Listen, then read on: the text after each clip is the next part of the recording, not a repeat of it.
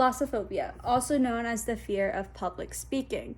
75% of people have this fear. However, they all don't experience the same way. Some people only get slightly nervous, while others have full-on panic and anxiety attacks. There are different signs of this fear, such as stuttering, increased heart rate, nausea, shaking, dry mouth, sweating when it comes to public speaking. Luckily, there are precautions people can take to help them feel better about public speaking, such as knowing your topic. When you know your topic, it can help you get back on track if you fall off track, because you have a lot of information, so you can easily jump back on.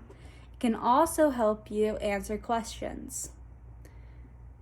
It prepares you just in case someone has a question and you don't have to freeze up. You can just easily answer their question since you know your topic. Another step is having everything you need. If you are prepared with your visual and listening audios, you don't have to worry about forgetting them. Also, you can also have a note card that has your key points that you want to mention. Just keep you on track and keep you flowing so you don't forget anything. Also, practice as much as you need. By practicing, you can figure out your strengths and weaknesses in your talk, so you know what topics you're more comfortable talking about, and you can rearrange your speech around this. You can figure out what works best for you and what you need to replace ahead of time. And you also want to visualize your success. If you go in there with a bad mindset, you're not going to do your best. If you just say, I'm going to freeze, I'm not going to do that, then you're most likely, you are going to freeze. But if you go in there with a positive mindset saying, I'm going to do good, I'm going to give the best speech ever, then you're more than likely going to succeed. It's all about your mindset. There are also things that you can do during your presentation to help you have less fear, such as taking deep breaths. Often when people are speaking, they forget to breathe because they're just trying to get it over with. They go really fast. But breathing can calm you and relax you, and it kind of gives you slower rhythm instead of speaking and rambling off. Another thing you can do is focus on your material, not your audience. You might look at your audience and say, wow, that's a lot of people. And you might become timid and shy. But if you just focus on your material and ignore your audience, then you're going to do fine. Just imagine no one's there. Nextly, don't fear the silence.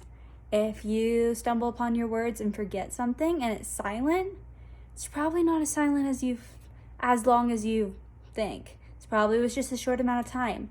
And that short amount of time gave your audience time to take in what you're speaking and think about it. So, in reality, the silence can be good. Then, lastly, after your presentation, recognize your success. It might have not been perfect, but you did it. You gave a speech, and you were able to do it even though you had fear. You did it. You should be proud of that. Once you are more confident with speaking, there are steps that you can take to improve your speech. Like when it comes to speaking, the first 15 seconds of your speech is like a preview of how your speech is going to go. So that's the most important part of your speech. So you want to have a strong foundation and be confident, because if you're like stuttery and you're like your words are everywhere, people aren't going to want to listen to you, and they just kind of like drown out. So you want to do your best in the first 15 seconds. Next is eye contact. Eye contact can change the way people take in what you're saying. Because if your eyes are everywhere and you're just shifting your eyes really fast, people are going to think that you're dishonest. So you want to come with a good eye pattern and how you want to look. Like if either that's looking above everyone's heads and for 3 seconds at a time. Whatever works for you. Just make sure that you have a good eye pattern down. Next is timing. You want to make sure you slow down and don't rush yourself. If you go really fast, people are most likely not going to be able to comprehend you and take in what you're saying. So you want to go at a nice rhythm, nice pattern. But you don't want to drag on what you're saying. Just kind of stick to the point and stick to your time limit. Nextly is body language. Body language is another way people take in your message. Even though you might be saying it of word of mouth, people see it by your body language. So if you're very fidgety, they're not going to get the message that you meant to be. So you want to have good body language. And you might be thinking, no, this is too much. I still have a fear. I can't do this. What's the point in public speaking?